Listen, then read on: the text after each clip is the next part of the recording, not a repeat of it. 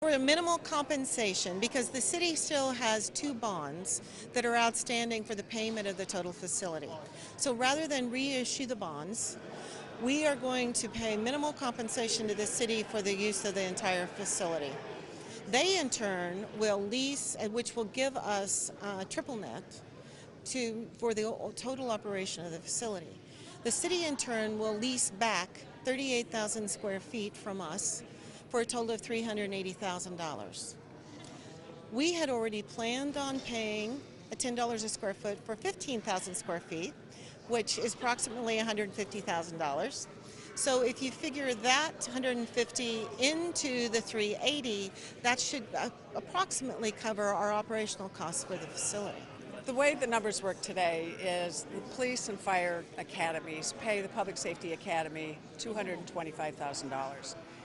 And that's really for the space that they use here on a regular basis. The city has been in a position of having to subsidize the operations of the entire building by $400,000. So the $400,000 will no longer be needed by the city since it's being taken over by Ivy Tech. The $225,000 that the police and fire academies pay today will go up to $10 a square foot, which is $380,000. And I think it's also important to note that the $225,000 was the number that was used in 2007 at the opening of this building, and that number was how much it cost to operate the fire and police academies at that time. Obviously those costs have increased over time, so we're really kind of catching up with probably the actual cost of the academies. Maturity of the bonds are till 2021, so all the financing will remain the same dollars that come in to pay the debt service. All that's still in place, and that's not the issue.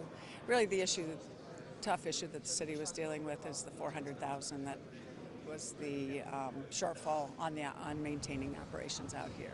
There's two pieces to usually any kind of building. It would be the debt service to pay for the costs of construction, and then paying the lights and paying security and paying personnel and paying those items that are called operational expenses. So the running of the academy cost approximately $1 million, and the city had to supplement that to the tune of about $400,000. The financing package, which includes all the different revenue streams that have been contributed to that debt service, and debt service, just by definition for your information, is principal and interest.